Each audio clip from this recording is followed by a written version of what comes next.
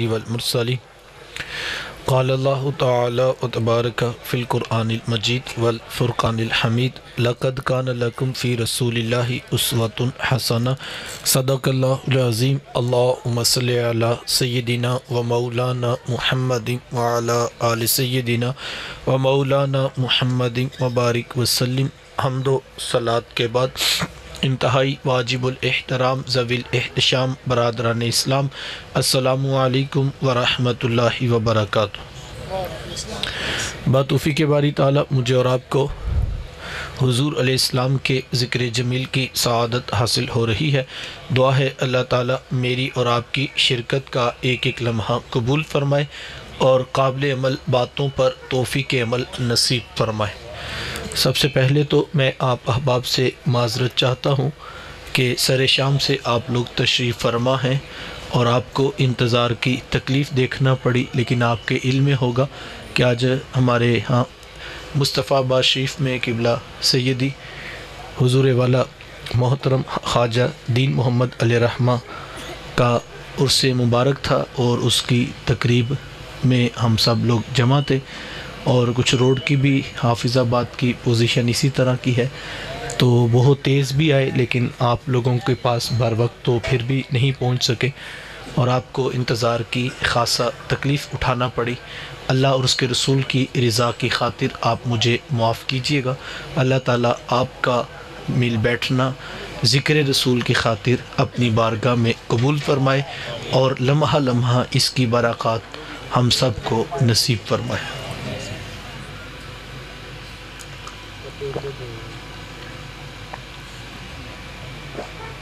سیرت میں بھی بے مثال، ان جیسی نہ صورت کسی کو ملی ہے اور ان جیسی نہ سیرت کسی کے حصے میں آئی ہے، تو چونکہ صورت پہلے ہوتی ہے اور سیرت بعد میں، تو ایک دو باتیں میں اپنے محبوب علیہ السلام کی سونی صورت پر سنا کر پھر میں اور آپ دیکھیں گے کہ اتنی سونی صورت والے محبوب سیرت کے جمال اور رنگ کیسے رکھتے تھے، میرے حضور کتنے خوبصورت تھے، اللہ تعالیٰ نے محبوب علیہ السلام کو کتنا سونا بنایا تھا۔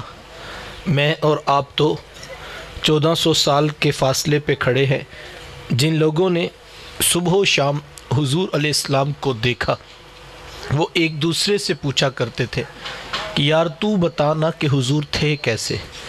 وہ کہتا کہ تو نے نہیں دیکھا تھا، کہا دیکھ کر بھی نہیں دیکھا تھا۔ حضرت عمر بن عاص رضی اللہ تعالیٰ عنہ فرماتے ہیں اگر تم مجھ سے پوچھو نا کہ حضور علیہ السلام کے حسن کا نقشہ کھینچو، فرماتے ہیں ما اتق، تو میرے اندر طاقت ہی نہیں ہے۔ اور حضرت حسان بن ثابت رضی اللہ تعالیٰ عنہ فرماتے ہیں کہ میں جو حضور علیہ السلام کا حسن بیان کرتا ہوں تو اس کی وجہ یہ تھی کہ مجھے محبوب کو دیکھنے کا ایک طریقہ آ گیا تھا، جس وجہ سے میں نے ان کو دیکھا ہے اور ان کا حسن بیان کرتا ہوں۔ تو پوچھا گیا وہ کون سا طریقہ تھا؟ فرمانے لگے فلما نظرت الی انوارہ فوضعت کفی علی عینی خوف من ذہاب بصری، کہا جب محبوب کا جمال جہاں ارا دیکھا کرتا تو اپنے ہاتھوں کی انگلیاں آنکھوں پہ رکھ کر انگلیوں کی بھی اوٹ سے دیکھا کرتا۔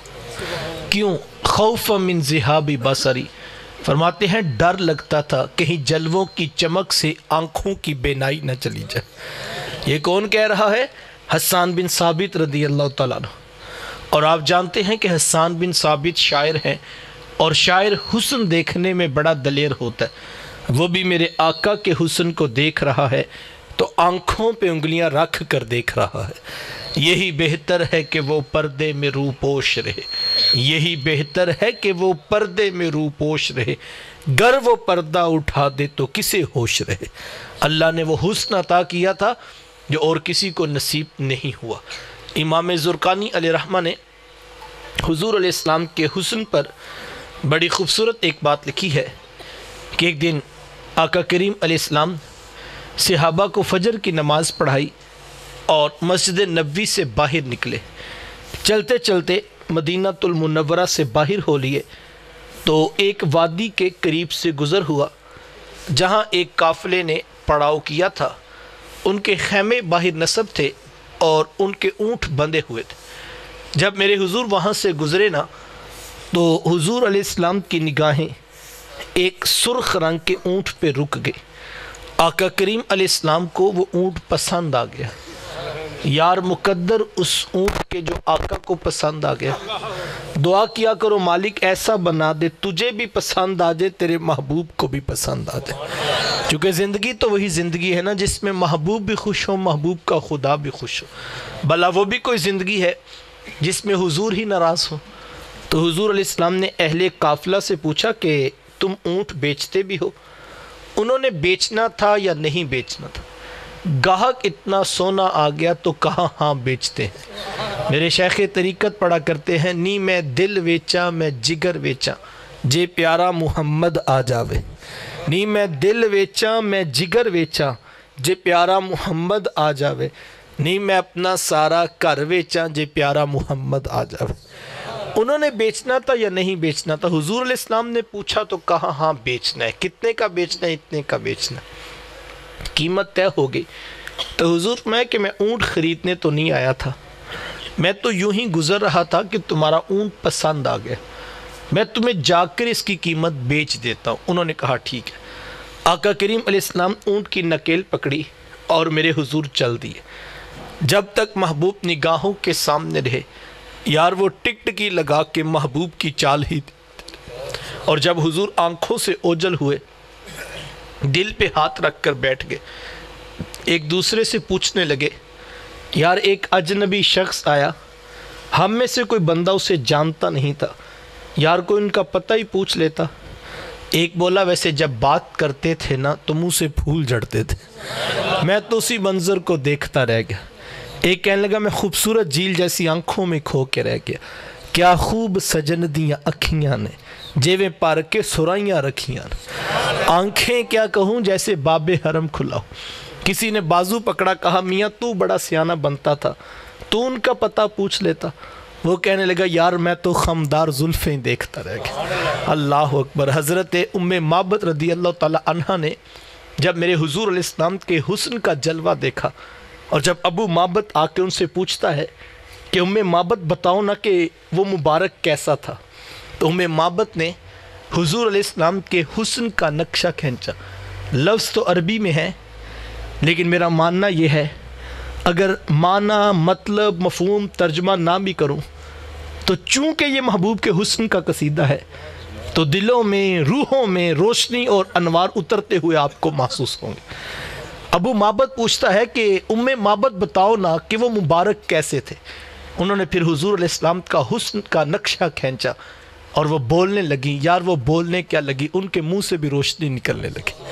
اللہ اکبر۔ پوچھتا ہے کہ بتاؤ مبارک کیسا تھا۔ پھر ام معبد کہتی ہیں رأیت رجلا ظاہر الوداد حسن الخلق ملیح الوجه لم تعبه سجلہ ولم تزر به صالہ قسیم وسیم فی عینیہ دعج وفی اشفارہ وطف وفی صوته سحل احول اکحل ازج اقرن وفی عنقہ سطع وفی لحیتہ کثاثہ اذا صمت فعلیہ الوقار وَإِذَا تَكَلَّمَ سَمَا وَعَلَاهُ الْبُهَا حُلُوُّ الْمَنْطِقِ فَصْلٌ لَا نَصْرٌ وَلَا حَزْرٌ كَأَنَّ مَنْطِقَهُ خَرَزَاتُ نَغْمٍ يَتَحَدَّرْنَ أَبْهَى النَّاسِ وَأَجْمَلَهُ مِنْ بَعِيدٍ وَأَحْسَنَهُ مِنْ قَرِيبٍ رَبْعَةٌ لَا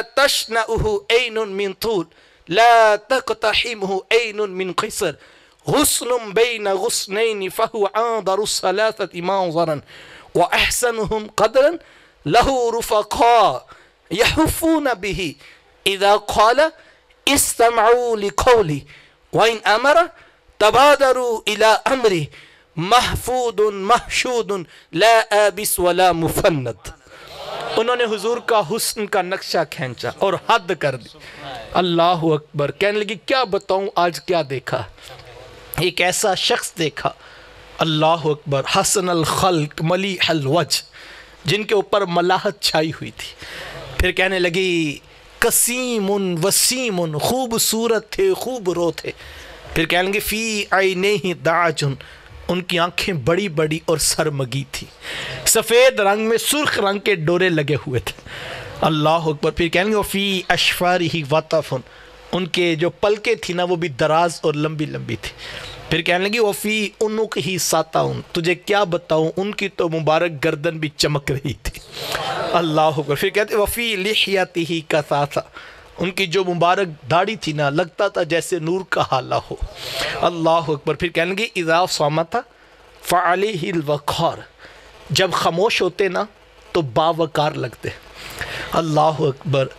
وَإِذَا تَكَلَّمَ سَمَا وَعَلَاهُ الْبُهَا، اور جب بولنے لگے روشنی منہ سے نکلنے لگی، اللہ اکبر۔ بندے کی دو ہی حالتیں ہوتی ہیں، یا بندہ خاموش بیٹھا ہوتا ہے یا بندہ بول رہا ہوتا ہے۔ میں قربان جاؤں ام مابت آپ کے مقدر پر، اتنے غور سے حضور کو دیکھا، اتنے غور سے دیکھا، جب خاموش ہوتے پھر بھی دیکھتی، جب حضور بولتے پھر بھی دیکھتی۔ لگتا یوں ہے کہ اس ایک لمحے کو بھی حضرت جو ہے ام مابت نے ضائع نہیں کیا، اور محبوب کو اتنی تسلی سے اتنی توجہ سے دیکھا۔ کچھ لوگ ہوتے ہیں خاموش بیٹھے بڑے اچھے لگتے ہیں، لیکن جب گفتگو کرے تو آواز اور شخصیت کی وہ مطابقت نہیں رہتی۔ کچھ بولتے ہوئے اچھے لگتے ہیں، جب خاموش بیٹھے ہوں تو وہ چہرے پہ وقار نہیں برقرار رہتا، لیکن اس نے کہا وہ ایسے نہیں تھے، جب خاموش ہوتے تو باوقار لگتے، اور جب گفتگو کرتے پھر روشنی نکلنے لگتی، اللہ اکبر۔ کہنے لگی اب الناس واجملہ من بعید، جب دور سے دیکھا نا تو سونے لگتے تھے، جب قریب آئے تو اور بھی سونے لگتے تھے۔ کچھ لوگ ہوتے ہیں دور سے بڑے خوبصورت لگتے ہیں، لیکن جب قریب آئے تو وہ نقوش میں کشش نہیں ہوتی۔ اچھا، یہاں انہوں نے حضور علیہ السلام کی صورت کے ساتھ ساتھ محبوب علیہ السلام کی سیرت کو بھی بیان کر دی۔ کچھ لوگ ہوتے ہیں دور سے بڑے اچھے لگتے ہیں، لیکن جب رشتہ داری کرو، کاروبار کرو، دوستی کرو تو اندر سے وہ کہانی نہیں نکلتی۔ ممبر پر تو شعلہ بیان خطیب ہوتا ہے، لیکن جب وقت لینے کے لیے کال کرے تو کلومیٹر ناپ کے ریٹ لسٹ پیش کرتا ہے، تو پھر انسان کو پتہ لگتا ہے وہ ممبر پر عاشق رسول کوئی اور تھا رات، یہ فون پر جو کلومیٹر ناپ کے ریٹ بتا رہے کوئی اور ہے۔ لوگ اوپر سے کچھ ہوتے ہیں اندر سے کچھ ہوتے ہیں، لیکن اس نے کہا وہ ایسے نہیں تھے۔ جب دور سے دیکھا آنکھیں جھکی ہوئی تھی، جب قریب آئے تو حیا کے پہرے پھر بھی سلامت تھے۔ دور سے بھی سونے لگتے تھے، قریب سے بھی سونے لگتے تھے۔ اچھا، دور سے اور قریب سے، یہاں پر ایک مفہوم میرے شیخ طریقت بھی بیان کیا کرتے ہیں۔ آپ فرماتے ہیں جنہوں نے قریب بیٹھ کر دیکھا نا وہ حضرت ابو ہریرہ رضی اللہ تعالیٰ عنہ ہیں۔ ان سے کسی نے پوچھا کہ آپ نے تو نیڑے بیٹھ کر دیکھا ہے، آپ بتائیں نا کہ حضور کیسے تھے؟ وہ کہنے لگے کیا پوچھتے ہو، کل قمر لیلۃ البدر لم ارا قبلہ ولا بعدہ مثلہ۔ کہا کیا پوچھتے ہو، 14ویں رات کا چمکتا چاند تھے حضور۔ پھر کہا نہیں حضور جیسا نہ پہلے دیکھا نہ بعد میں دیکھا۔ حضرت احسان بن ثابت پاس کرتے، کہا جناب دیکھتے کیسے، کسی ماں نے جنم دیا ہوتا تو دیکھتے۔ خدا نے وہ سچائی پن چھڑیا جدے وچ محمد نو ٹالیا سی، خدا نے حسینہ جمیلہ دا منہ موڑ دیتا، محمد بنا کے قلم توڑ دیتا۔ ایسا حسین پہ کر تراشا، لا یجلس الذباب علی جسدہ، جس میں اتھر پہ مکھی کو بیٹھنے کی جرت نہیں۔ ثانی تو بڑے دور کی بات ہے صاحب، اس نبی کا تو سایہ بھی نہیں تھا۔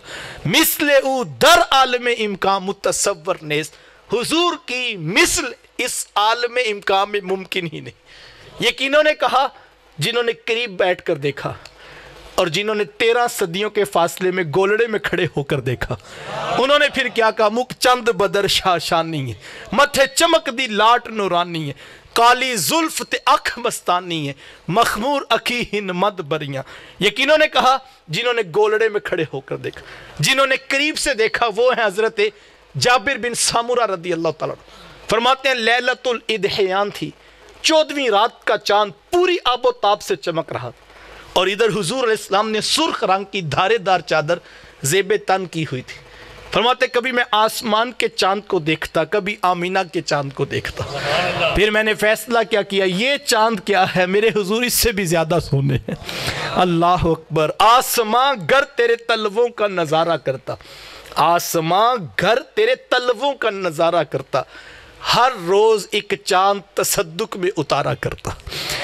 جنہوں نے قریب بیٹھ کر دیکھا انہوں نے کہا سونے ہیں، اور جنہوں نے 14 صدیوں کے فاصلے میں بریلی میں کھڑے ہو کر دیکھا، انہوں نے پھر کیا کہا؟ بلبل نے گل ان کو کہا، کمری نے سروے جاں فضا، حیرت نے جنجلا کر کہا یہ بھی نہیں وہ بھی نہیں، خورشید تھا کس زور پر کیا بڑھ کے چمکا تھا قمر، بے پردہ جب یہ رخ ہوا یہ بھی نہیں وہ بھی نہیں۔ اللہ میرے حضور تھے بھی اتنے خوبصورت۔ ابھی وہ یہ باتیں کر رہے تھے کہ حضور علیہ السلام کے حسن میں کھوئے ہوئے جب ہوش آیا سکتا ٹوٹا، تو ایک کہنے لگا اتنی بات تو ضرور ہے کہ ایک اجنبی شخص آیا، ہم میں سے کوئی بندہ اسے جانتا نہیں تھا، اپنے حسن کا جادو جگا کر ہمارا قیمتی اونٹ ہتھیا کے لے گیا۔ جب انہوں نے کہا نا اونٹ ہتھیا کے لے گیا، تو قافلے کے سردار کی بیوی نے خیمے کا پردہ سرکایا اور اس نے وہاں سے آواز دے کر کہا انا ضامنۃ لثمن جملکم، کہا خبردار، کہا کہ وہ اونٹ ہتھیا کے لے گیا، اگر وہ نہ آئے تو تمہارے اونٹ کی ضمانت میں دیتی ہوں۔ لیکن ان کے خلاف کوئی میلا لفظ نہ بولنا، یار نو میلی اکھ نہ ویکھی متا مر سے کافر ہو کے، کہا خبردار ان کے خلاف کوئی بات کی۔ ان کی ڈھارس بندی شاید یہ جو ضمانتیں دے رہی یہ جانتی ہوگی، اسی لیے ضمانتیں دے رہی ہے۔ کہا تو جو آگے بڑھ بڑھ کر ضمانتیں دے رہی کیا تو ان کو جانتی ہے؟ کہا واللہ جانتی تو میں بھی نہیں۔ تو کہا پھر تو کیوں ضمانتیں دے رہی ہے؟ کہا جب تم سے باتیں کر رہے تھے نا، خیمے کی اوٹ سے میں نے بھی ان کا چہرہ دیکھا تھا، اور میرا دل گواہی دیتا ہے اتنی سونی صورت والا کبھی جھوٹا ہو ہی نہیں سکتا۔ دیکھنے والے کہا کرتے ہیں اللہ اللہ، یاد آتا ہے خدا دیکھ کے صورت تیری۔ اللہ نے چہرہ اتنا خوبصورت بنایا تھا۔ ابھی وہ یہ باتیں کر رہے تھے کہ حضور علیہ السلام کے صحابہ پہنچ گئے۔ کہا اے اہل قافلہ، ہمارے آقا نے اونٹ تم سے خریدا ہے؟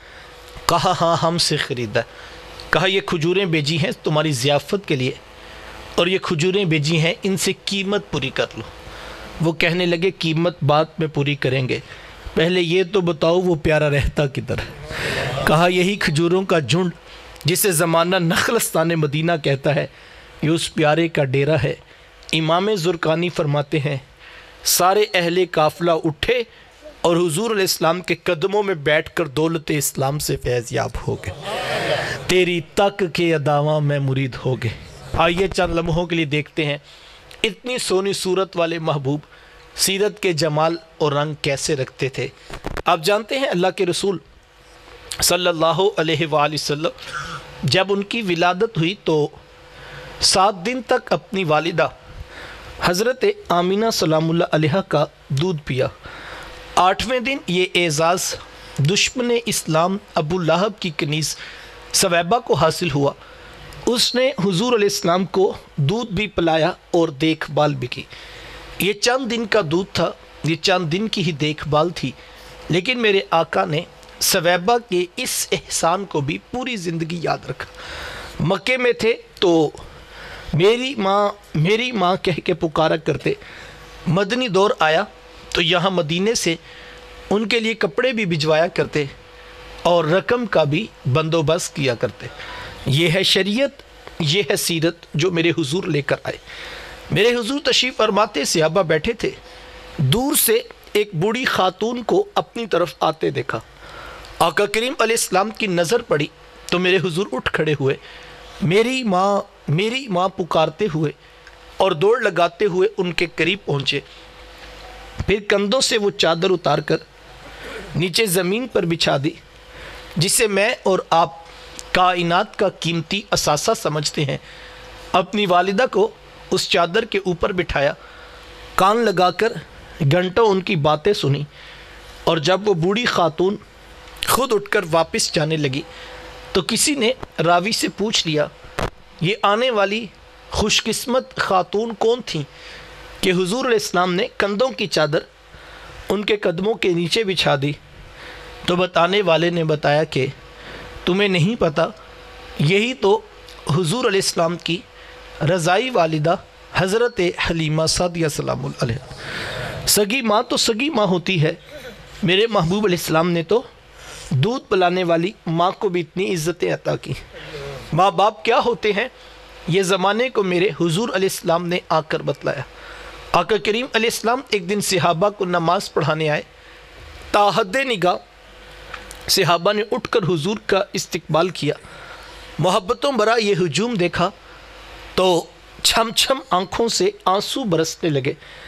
ایک ٹھنڈی آہ بری اور کیا فرمایا، لو ادرکت والدیہ او احدہما، کاش آج میرے ماں باپ بھی زندہ ہوتے یا ان میں سے کوئی ایک ہی زندہ ہوتا، پھر میں لوگوں کو نماز عشاء پڑھا رہا ہوتا، اس میں سورہ فاتحہ کی تلاوت کر رہا ہوتا، پھر میری ماں کو میرے ساتھ کوئی کام یاد آ جاتا، وہ دروازے پہ آتی، چلمن سرکاتی، اپنے میٹھے اور پیار بھرے لہجے میں فرماتی، ابنی محمد، میرے بیٹے محمد میری بات تو سنو۔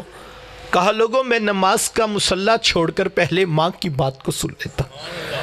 زمانے کو عملاً بتایا کہ ماں کا وجود کتنا معتبر ہوتا ہے۔ بیٹیاں کیا ہوتی ہیں یہ زمانے کو میرے حضور علیہ السلام نے آ کر بتلایا۔ آقا کریم علیہ السلام کی آمد سے قبل آپ تاریخ عرب اٹھائیں، جب کسی کے ہاں بیٹی پیدا ہوتی تو شرم سے اس کا منہ کالا ہو جاتا۔ عزت اور آبرو بچانے کا ایک ہی راستہ ہوتا کہ ظالم باپ ماں کی ممتا بری گود سے پھول جیسی بیٹی چھینتا، گڑھا کھود کے دکا دے کر اوپر مٹی ڈال دیتا۔ اگر کوئی باپ اتنا ظالم، اتنا سفاک تھا تو وہ اس قابل تھا کہ معاشرے میں سر اٹھا کر جی سکتا ہے، اور اگر کسی کے ہاتھوں میں اتنی سکت نہیں کہ وہ اپنی زندہ بیٹی کا گلا دبا سکے تو وہ اس قابل نہیں تھا کہ معاشرے میں سر اٹھا کر جی سکے۔ یہ عرب معاشرہ ہے جس کو قرآن مجید فرقان حمید نے بھی بیان کیا ہے۔ وہ عملاً بیٹیوں کو ذبح کیا کرتے اور بہنوں کو زندہ درگور کر دیا کرتے۔ جس دور میں بیٹی ذبح کی جا رہی تھی، جس دور میں بہن زندہ درگور کر دی جاتی، میرے حضور اس دور میں کلمہ حق بلند کیا، اور حضور میں بیٹیوں کو ذبح کرنے والوں سن لو، فاطمہ تو بدعۃ منی، میری فاطمہ تو میرے جگر کا بھی ٹکڑا ہے۔ یہ کلمہ محبت بھی ہے، یہ کلمہ جہاد بھی ہے۔ دیکھیں آج میں یا آپ اپنی بیٹی یا بہن کے لیے کوئی پیار بری بات کہیں تو یہ بہت بڑی بات نہیں ہے۔ آج اس معاشرے میں بیٹی کی عزت ہے، آج اس معاشرے میں بہن کا وقار ہے۔ یوں ہی تو نہیں بوڑھا باپ اپنی جھکی ہوئی کمر پہ بوریاں لاد لاد کے مزدوری کر رہا ہے کہ میں نے اپنی بیٹی کو عزت کے ساتھ رخصت کرنا ہے۔ جوان سال بائی فیکٹری میں اوور ٹائم لگا رہے ہیں کہ ہم نے بہنوں کو عزت کے ساتھ بیانا ہے۔ یار یہ باپ تو ذبح کرتا تھا، یہ بھائی تو زندہ درگور کر دیتا تھا، ان کے سینے میں اتنا کوٹ کوٹ کر پیار کس نے بھر دیا؟ جواب ایک ہی ملے گا، یہ فیض ہے آمینہ کے لال کا، یہ فیض ہے میلاد والے آقا کا، جنہوں نے کٹتی بیٹیوں کو عزت اور ذبح ہوتی ہوئی بہنوں کو زندگی بہار عطا فرمائی۔ آقا کریم علیہ السلام ایک دن گھر تشریف لائے تو ام المومنین حضرت سیدہ عائشہ صدیقہ رضی اللہ تعالی عنہا عرض کرتی ہیں کہ حضور آج بڑا عجیب واقعہ ہوا۔ حضور میں عائشہ آج کیا ہوا؟ عرض کی حضور ایک حبشیہ نیاد عورت آئی اور اس نے دروازے پر آ کر صدا لگائی۔ میں نے گھر میں تلاش کیا کہ کوئی چیز مل جائے تاکہ میں سائل کو صدقہ کر دوں۔ تلاشی بسیار کے بعد مجھے صرف ایک کھجور ملی اور میں اس کو وہی صدقہ کر دیا۔ حضور اس نے اس کھجور کے 2 ٹکڑے کیے، ایک دائیں جانب والی بیٹی کو کھلا دیا اور ایک بائیں جانب والی بیٹی کو کھلا دیا۔ حضور ماں خود بھی بھوکی تھی، اس کا اپنا پیٹ بھی کمر سے لگا ہوا تھا، لیکن اس نے خود کچھ نہیں کھایا اور سب کچھ اپنی بیٹیوں کو ہی کھلا دیا۔ یہ کہتے کہتے ام المومنین آبدیدہ ہو گئی، آنکھوں میں آنسو آ گئے۔ تو حضور میں سنو عائشہ، اگر کل قیامت کے دن ان بچیوں کی ماں کو جہنم میں جانے کا حکم ہو گیا تو یہی بیٹیاں درمیان میں آڑ بن کے کھڑی ہو جائیں کہ مالک ہم تو اپنی ماں کو جہنم میں نہیں جانے دیں گی، اللہ ان بچیوں کی سفارش قبول کر کے ان کی ماں کو جنت عطا کرے گا۔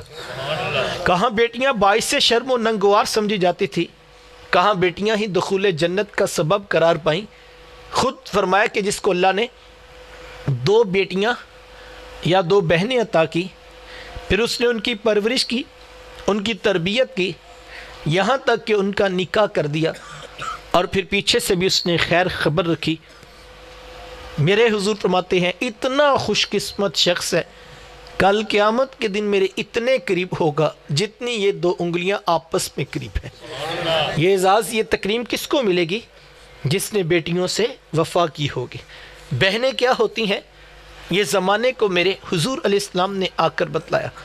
آقا کریم علیہ السلام کی آپ جانتے ہیں نہ کوئی سگی بہن تھی اور نہ کوئی سگا بھائی۔ میرے حضور در یتیم ہیں۔ سینہ صدف میں اکیلے پرورش پانے والے موتی کو در یتیم کہا جاتا ہے۔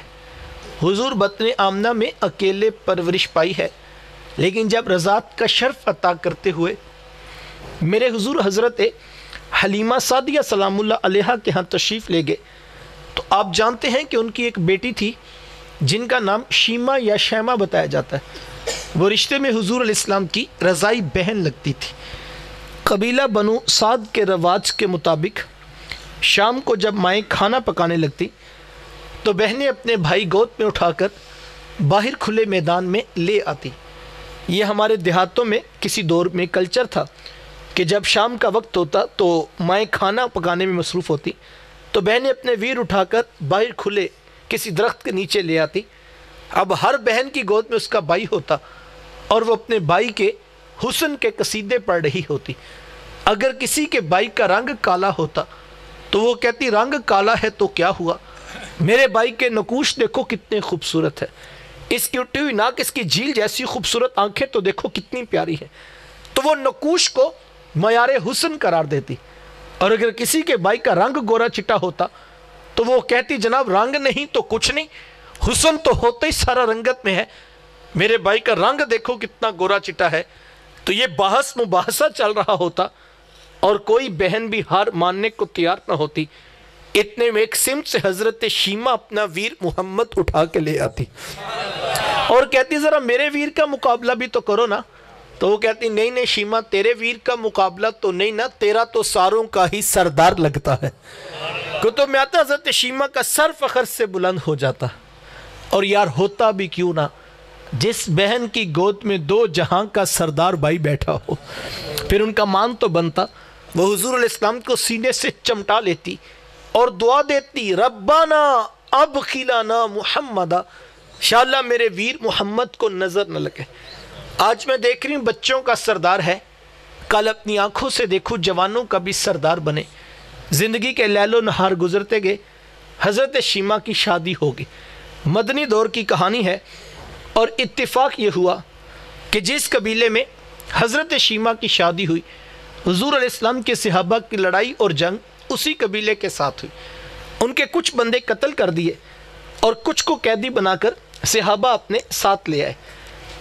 عرب کے رواج کے مطابق قیدیوں کو چھڑانے کے لیے قوم کے سردار فدیہ اور فنڈ اکٹھا کرنے نکلے۔ ہر دروازے پر دستک دیتے اور فنڈ مانگتے۔ چلتے چلتے حضرت شیمہ کے دروازے پر بھی پہنچ گئے۔ دستک دی تو پوچھا کون؟ کہا قبیلے کے سردار ہیں، فنڈ اکٹھا کر رہے ہیں، تم بھی اپنا حصہ ڈالو۔ پوچھا یہ فنڈ کس لیے اکٹھا ہو رہا ہے، یہ رقم کیوں جمع کی جا رہی؟ تو کہا کہ مدینے میں ایک شخص ہے، ادعائے نبوت رکھتا ہے، اس نے ہمارے لوگ پکڑ لی ہیں اور ہم نے اپنے قیدی چھڑانے۔ تو پوچھا کہ اس کا نام کیا ہے؟ کسی کی زبان سے بے ساختہ نکلا محمد صلی اللہ علیہ وآلہ وسلم۔ ایک عرصے کے بعد حضور علیہ السلام کا نام سنا تو آنکھوں میں آنسو آ گئے۔ کہا انہوں نے تمہارے بندے پکڑے ہیں؟ کہا ہاں انہوں نے ہمارے لوگ پکڑے۔ کہا پھر فنڈ اکٹھا کرنا چھوڑو، صرف مجھے ساتھ لے چلو۔ کہا تم کیا کرو گی؟ کہا تمہارے قیدی چھڑا کے لاؤں۔ کہا تم ان کو جانتی ہو؟ کہا ہاں ہاں، تمہیں نہیں پتا، وہ میرے بچپن کے ویر اور بھائی لگتے ہیں، میں تمہارے قیدی چھڑا کے دکھاؤں گا۔ حضرت شیمہ قبیلے کے سرداروں کو ساتھ لیا اور حضور علیہ السلام کے خیمہ نوری کی طرف سفر شروع کیا۔ یہ وہ وقت تھا جب ادب کی آیات نازل ہو چکی تھی۔ خبردار میرے رسول کی آواز سے آواز بھی اونچی نہ کرنا، ورنہ زندگی کی ساری کمائی غارت کر کے رکھ دوں گا۔ صحابہ ننگی تلواروں سے در حبیب پہ پہرا دے رہے تھے۔ حضرت شیمہ اس خیال سے کہ میں تو اپنے بھائی کو ملنے جا رہی ہوں، جب آگے بڑھنا چاہا تو پہرے داروں نے تلواریں سونت دیں۔ رک جا دیہاتی عورت، جانتی نہیں آگے کوچا رسول ہے، آگے تو بغیر اجازت جبریل نہیں جا سکتے، تو کون؟ روایت میں آتا جب راستہ روک دیا گیا، تلواریں سونپ دی گئیں، تو حضرت شیمہ نے یوں ہاتھ سے تلوار کو جھٹک کے کہا خلو سبیلی وَعْلَمُوا أَنَا أُخْتُ نَبِيِّكُمْ، کہا میری راہیں چھوڑ دو، جانتے نہیں میں تمہارے نبی کی باجی اور بہن لگتی ہوں۔ یہ آواز کانوں میں پڑی، صحابہ کی آنکھوں پر پلکوں کی چلمنے آگے، نگاہیں نیچی کر دیں، تلواریں پیچھے ہٹا دی۔ حضرت شیمہ پورے پروٹوکول سے حضور علیہ السلام کے خیمہ نوری میں داخل ہوئی۔ میرے حضور جب دور سے بہن کو آتے دیکھا، حضور اٹھ کر استقبال کیا، مرحبا خوش آمدید پیش کرتے ہوئے فرمایا میری بہن آج کدھر کو آنا ہوا؟ عرض کی حضور آپ کے بندوں نے ہمارے کچھ لوگ پکڑ لیے ہیں، میں ان قیدیوں کو چھڑانے کے لیے آئی ہوں۔ سنو بھائیو، اللہ کے رسول نے کیا ارشاد فرمایا، حضور میں میری بہن تو نے آنے کی زحمت کیوں گوارا کی، تو گھر بیٹھے بھی پیغام بھیج دیتی، میں محمد تیرے کہنے پہ ہی ساروں کو چھوڑ دیتا۔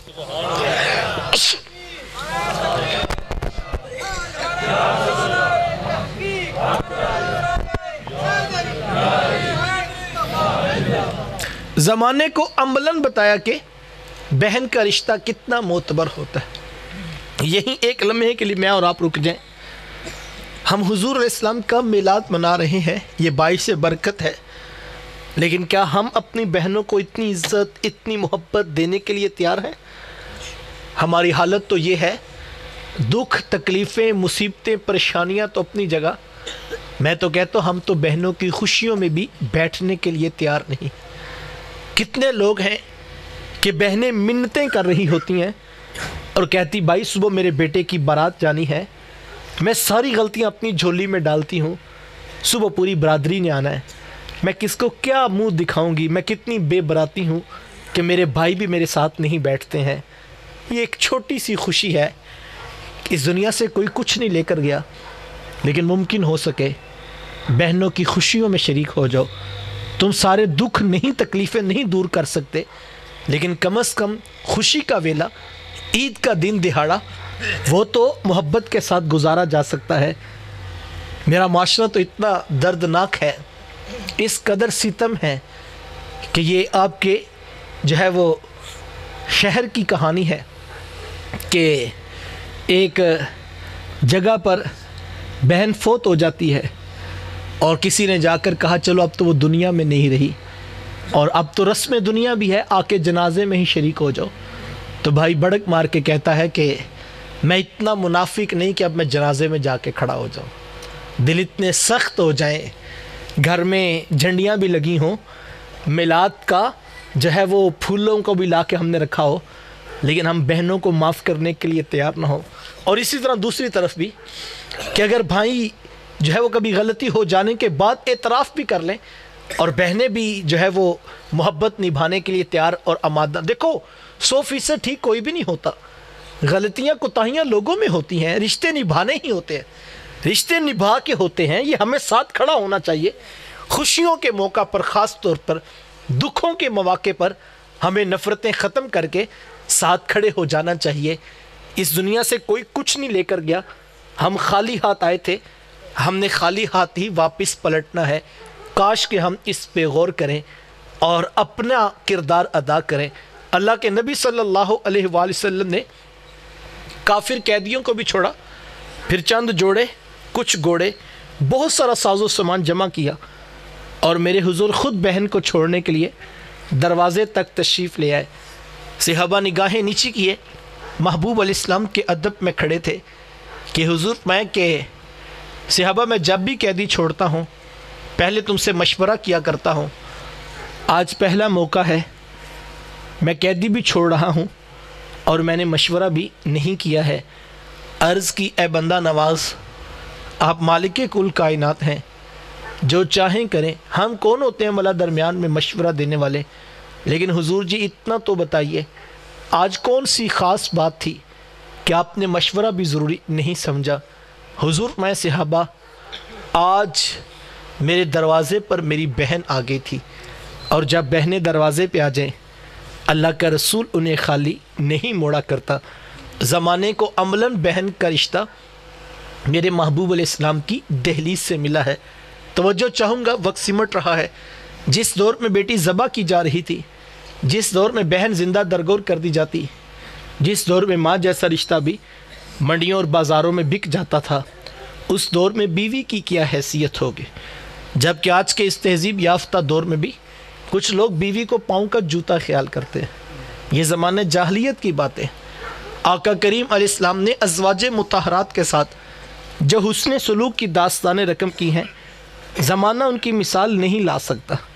کسی کو میرے حضور حمیرہ کہہ کے پکارتے ہیں تو کسی کے لیے بکری کا بچہ ذبح کرتے ہیں اور گوشت کے مختلف ٹکڑے ان کی سہیلیوں کے ہاں بیچتے ہیں۔ حضور کثرت کے ساتھ حضرت خدیجۃ الکبریٰ رضی اللہ تعالی عنہا کا ذکر کیا کرتے۔ حضرت سیدہ عائشہ صدیقہ رضی اللہ تعالیٰ عنہ فرماتی ہیں کہ میرا جو ان سے رشتہ تھا ایک دن میری زبان سے بے ساختہ نکل گیا کہ حضور اللہ نے آپ کو